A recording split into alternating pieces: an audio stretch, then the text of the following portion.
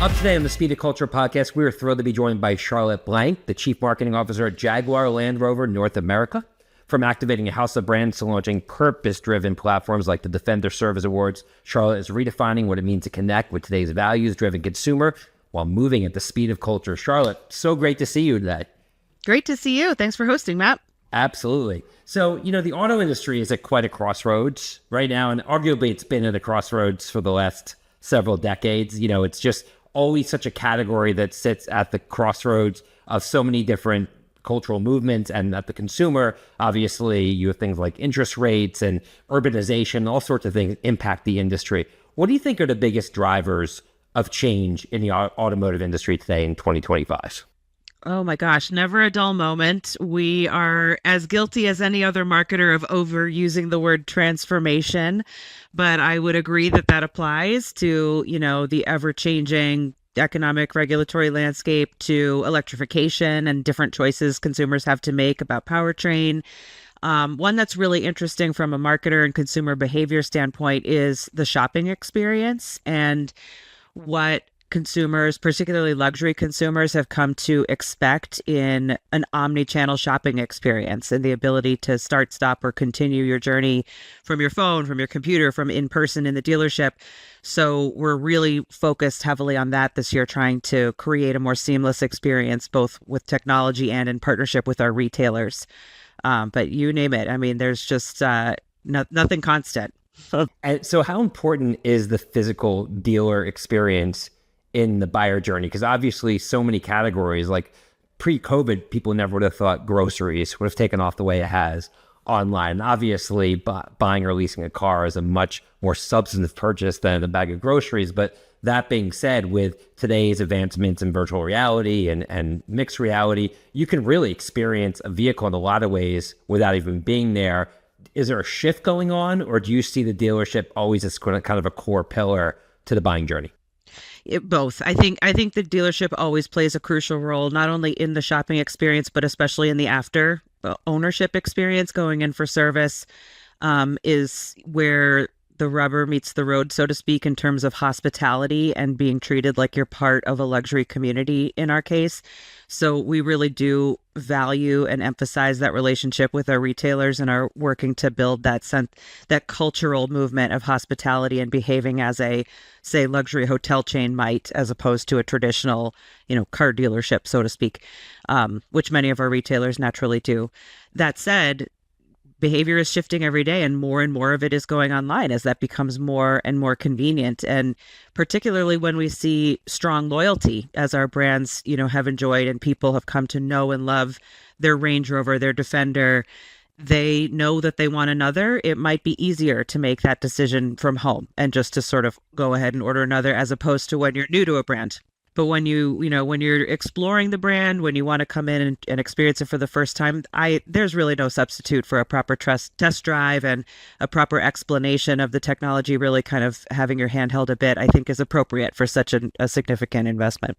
Yeah, it's interesting you mentioned the word cultural several times in this interview already. And when you obviously think about the youth market and that next generation buyer, their needs have changed. Luxury used to mean craft, and it used to mean, sophistication. And obviously, in a lot of ways, it still does. But obviously, having a brand that is relevant to culture matters so much. Rolling up in a Range Rover is very culturally relevant today, arguably more so than other luxury brands in the automotive space. So what do you as CMO do every morning when you come into the office and you think about, I'm going to drive my brands forward relative to their place in culture? Like, what does that look like in terms of your approach? Gosh, there's so many ways to think about that and to answer that question. I mean, since you chose Range Rover, there is just something really fantastic about that feeling of driving around in a Range Rover. And that's an interesting brand to start with, in that it's has enjoyed success kind of in its own right for some time, and we haven't historically put a tremendous push behind that brand. It's kind of like, if you know, and if you're in certain circles, it does well. But we want to grow the brand. We want to continue scaling it and capturing on this momentum. The U.S., became the biggest market of the global brand last year, and we want to continue that success. So there's this careful balance of growth and scale, but maintaining that sense of scarcity and exclusivity that makes it so special. That's a special challenge for luxury brands, and one that we consider in every decision, be it the transactional and how we communicate pricing, or in the much more upper funnel communication and what is the most appropriate way to convey luxury and invoke a sense of willingness to pay, et cetera, in a way that stands out from our competitors and feels uniquely Range Rover. Yeah, I mean, So you mentioned something, pricing. What we have seen some luxury brands do, not just in automotive, but whether it be in fashion or apparel, is they've either created a second kind of entry level brand or entry level models to let younger consumers get in so they don't disenfranchise the youth generation, because then it obviously allows other brands to kind of capture those lifelong brand loyalties. And by the time they can afford your car, they're already stuck on another brand. How do you look at that dynamic in terms of creating entry points for consumers at younger ages?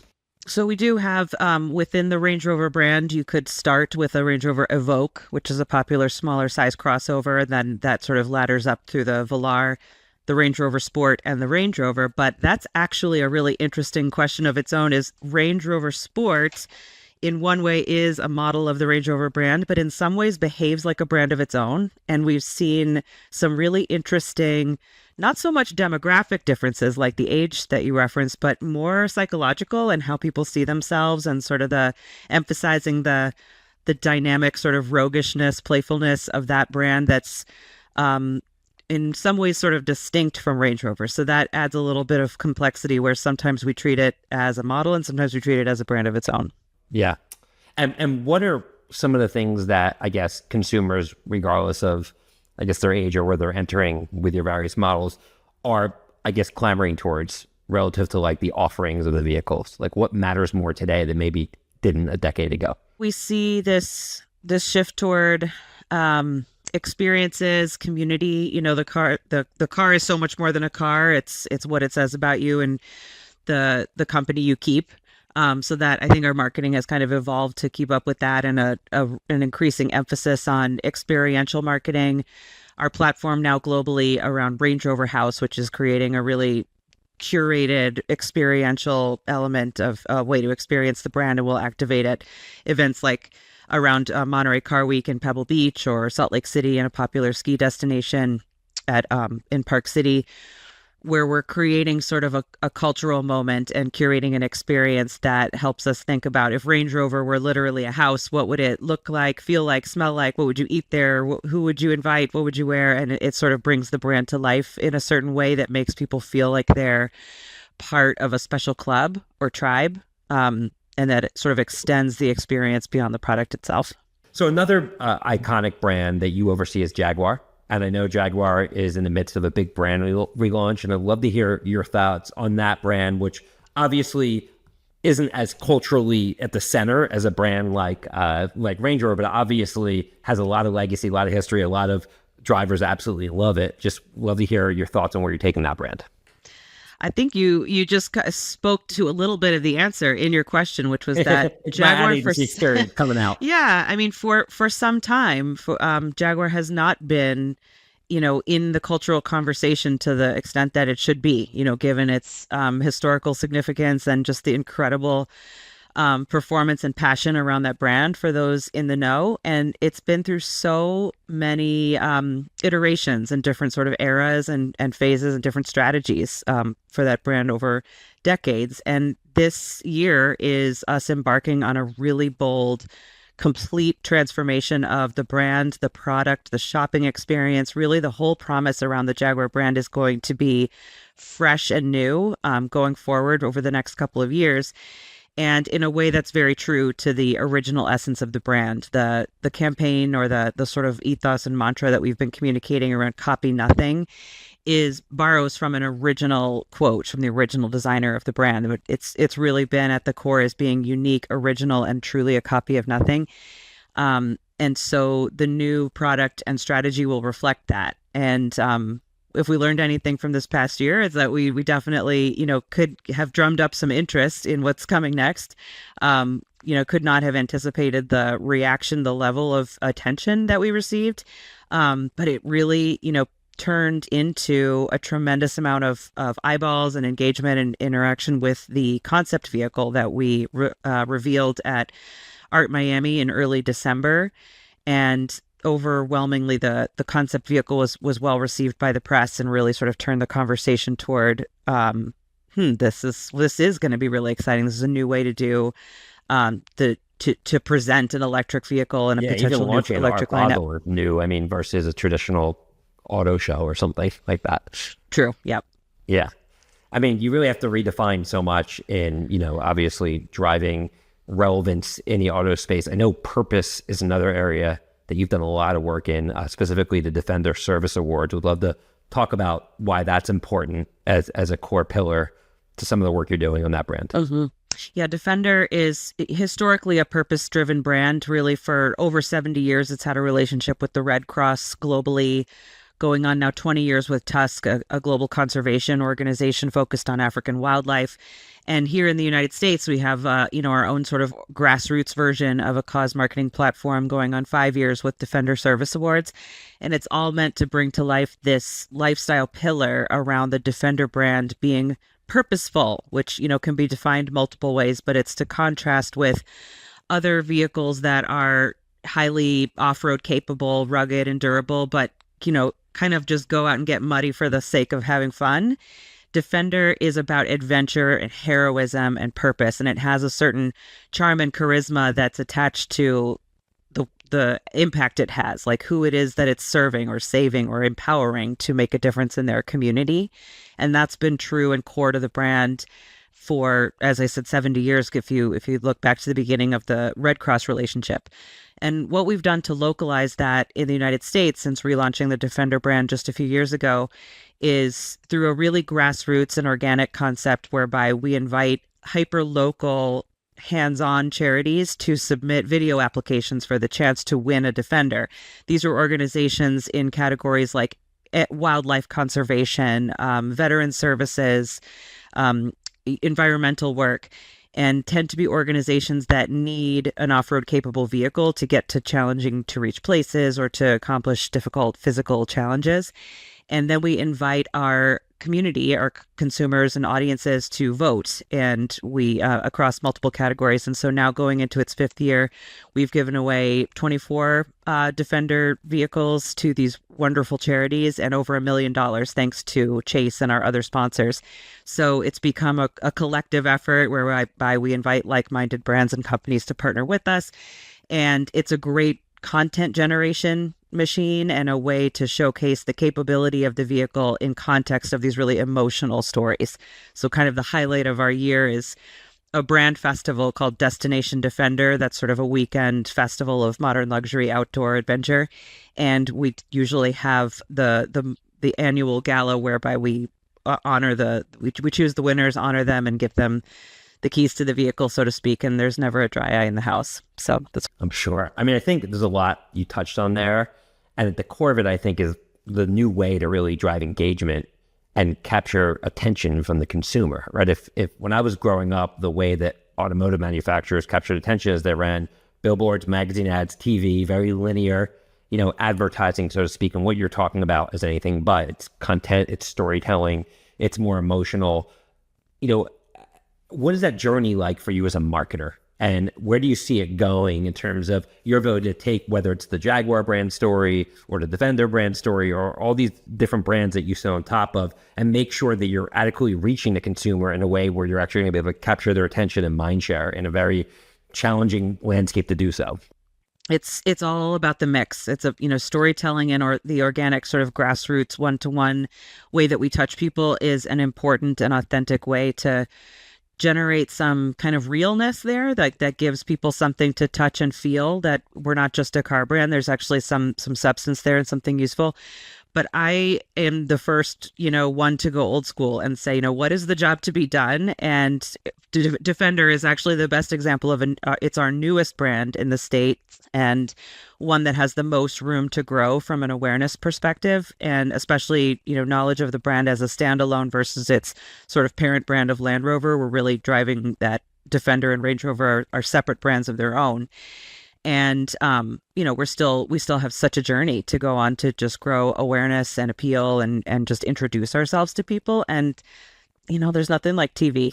We do a lot of TV and connected TV, and it's not the case anymore that it's difficult to measure, or we have lots of tools now at our disposal to test closed loop and measure our growth from a sales perspective. And one of my favorite KPIs is tracking organic search activity. Like, are people going to their search engine and looking into us as an indicator of interest and curiosity? That's been shown to be highly predictive of future sales. So we can track that, and we can use a measure of whether people are searching for us immediately upon seeing it on TV as a way to optimize our creative and our media channel choices.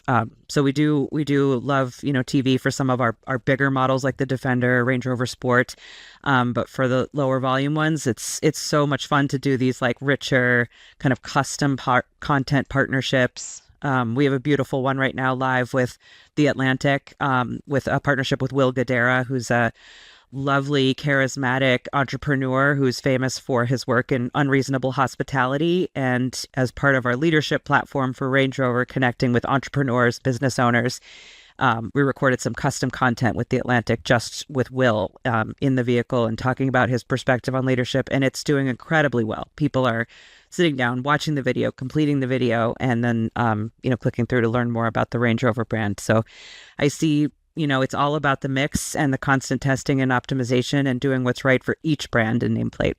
Yeah, I mean, you're so right in that television used to be more of a spray and pray channel, and it was very monolithic. I'm going to target the 18 to 49 demographic, but now, with CTV and addressable media and all the attribution that you kind of alluded to, you can be pretty precise and leverage the scale of a platform like TV, but also be very data driven and precise in terms of how you reach people. And to your point, seeing what the trickle down effect is, first being, it sounds like, consumer searching, which is interesting. It's also going to be interesting to me to see how the experience of search changes with AI. I have teenage kids and they don't really use Google as much anymore for searching. They're on ChatGPT searching more and more. So it's going to be interesting to see how companies like yours and others really optimize, organically, whether it's the content they put out there or other mechanisms to make sure that they're front and center when consumers are searching. I totally agree. Chatbot versus traditional search engine. I totally agree. I think Google has a lot to figure out right now. Right. What does it mean for advertisers? At the same time, their new AI tools are pretty powerful as well. Mm-hmm. But how do advertisers show up in those AI-driven results? I don't think anybody's figured it out yet. That's a really hot space. To see, for sure. Yeah. So shifting gears, as we wrap up here, Charlotte, I know that your background before your current role was in the agency space, and your last role before joining the company was Chief Behavioral Officer. And to me, that means you really spend a lot of time really trying to decode the consumer and the way that they think and how it drives their actions. Talk to me about that experience and how that background and training helped you become the marketer that you are today. Yeah, I describe myself as a marketer by way of psychology, which I think is true for many of us in marketing and advertising. It's that passion and curiosity for consumer behavior that drives us to this industry. But mine probably more academic than some. So I've studied neuroscience in undergrad and kind of came back and forth in terms of more applied advertising roles versus more academic kind of research oriented ones. The latest role before joining JLR was as Chief Behavioral Officer of Merits, which is basically an incentive and reward company that motivates the behavior of stakeholders of our clients at the time, many of whom were automotive manufacturers. So I had a lot of experience running experiments on car dealers, which was a great way to learn very hands-on and pull from our, the scientific toolkit of running randomized control trial experiments to really isolate causality. And that was the lesson and something I try to impart to my team, that to lead like a scientist really means to behave as a scientist would, no matter what the question is at hand. It's to come up with an informed hypothesis based on the data you have available, and then to truly experiment with it, meaning have a holdout control group and isolate the change, so you can know that the thing you tried is actually yeah, is actually what caused the change. And that's such a basic fundamental tenet of science, but it's something that's overlooked in sort of business management. Sometimes when people say test or experiment, they just mean like try it and see. But of course, then you can't really be sure if what you're seeing is because of what you did. So that's kind of like my main like rule of thumb, and something that most digital marketers are doing accidentally anyway, just when you buy advertising and a digital partner. But I think what's really exciting now is some work we've been doing with actual clinical psychologists, PhDs in behavioral science and consumer psychology, and people who are working with AI to find ways to apply these academically rigorous scales of personality trait and the way people make decisions and the way people are motivated, and apply that to the consumer landscape and help us to identify differences in what predicts likelihood to purchase, say, a Defender versus a Range Rover Sport. And we're finding such interesting differences that are really useful in our house of brand strategy that we wouldn't have just looking at demographic information or even self-report. What do you do with your spare time on the weekend? People of a certain income level kind of look a little bit similar on paper. I like to go to nice restaurants. I like to play golf. I like to, go do things outside with my family. But when we can get really under the hood, so to speak, and see, certain people are more impulsive than others, or some are, tend to be more community oriented. These sort of insights that give us just a nugget that we can use for creative briefs that really bring things to life in a more emotional way that resonates with people is making such a difference in sort of unlocking our creative potential. It's interesting because so much discussion in the advertising and marketing space right now is about AI and what is the role of the human. And, what you just described is essentially what makes us uniquely human. We are not just rational beings, we're emotional beings. The reason brands exist is that we're emotional and we get attached to things that don't always really make rational sense. The reason that people pay $5,000 for handbags makes no rational sense whatsoever, yet the luxury category in that space is booming, right? And I think Totally. ultimately underneath all this, how you put is what's beneath the hood. And I think that is going to be a science that's going to get more and more valuable in the age of AI, because I think holding on to what makes people uniquely human is going to be the key ingredient in a world where everything else is going to be largely commoditized. Everybody's going to have access to AI, but people who truly understand consumers, I think, are going to be ones that are going to most be able to put it to work for you. Oh, so true. Couldn't agree more.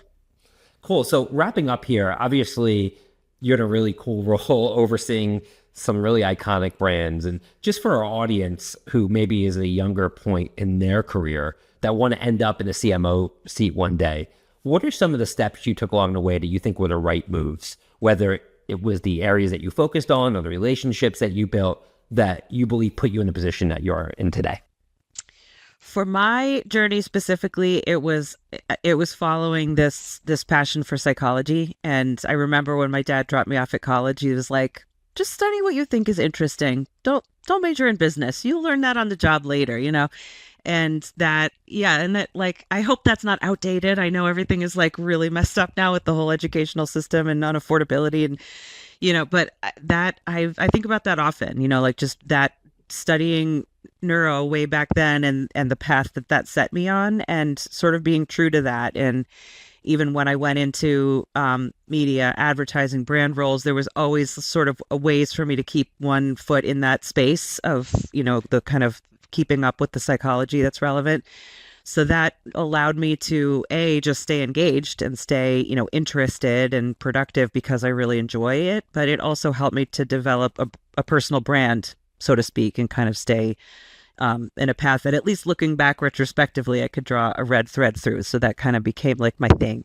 So I guess that's a really general bit of advice I guess I would give, is to find your thing and like find a way to stick with it. You can always kind of stretch around it and expand it, but kind of, make this one thing your area of interest that you could tell a story around. Yeah, and create differentiation. In the marketplace, that can often be a sea of sameness where everyone's saying the same thing, reading the same things, and regurgitating it. If you have this kind of point of differentiation, you can lean into it. Then whether it's in interviews or whether it's manifesting to some of the campaigns that you talked about today, in terms of what goes into the real world, you are able to put your stamp on it in a unique way. Absolutely. So we often wrap our interviews by asking our guests if there's a saying or mantra that they believe has defined their professional journey to date, and just wondering what might come to mind for you. Oh, well, I guess I teased it. My saying is lead like a scientist. There you go. And is there any, I guess, person you follow or book that you've read that if other people want to lead like a scientist, you would recommend? Yes. I bet many listeners of your podcast are fans of Dan Ariely, who's a very well-known behavioral economist who kind of, I think, personally championed the applied space of behavioral science. He's really kind of brought that to mass market and to business leaders and found, ways to talk about it conversationally that get people excited and engaged. So I love Dan and have read and watched everything he's ever done and can't get enough of Dan. Awesome. Well, I'll have to check him out. And I appreciate you checking out the podcast and joining today. It's been a great chat and a very different and enlightening one relative to a lot of the marketing discussions that we have. And I think that our audience is going to get a lot of value. So thanks so much for joining today, Charlotte. Thanks, Matt. It was a lot of fun. Absolutely. On behalf of Suzy and Edward Keene, thanks again to Charlotte Blank, the CMO of Jaguar Land Rover North America, for joining us today. Be sure to subscribe, rate, and review the Speed of Culture podcast on your favorite podcast platform. Till next time, see you soon, everyone. Take care. The Speed of Culture is brought to you by Suzy as part of the Adweek Podcast Network and AGAS Creator Network. You can listen and subscribe to all Adweek's podcasts by visiting adweek.com/podcasts. To find out more about Suzy, head to Suzy.com. And make sure to search for The Speed of Culture in Apple Podcasts, Spotify, or anywhere else podcasts are found. Click follow so you don't miss out on any future episodes. On behalf of the team here at Suzy, thanks for listening.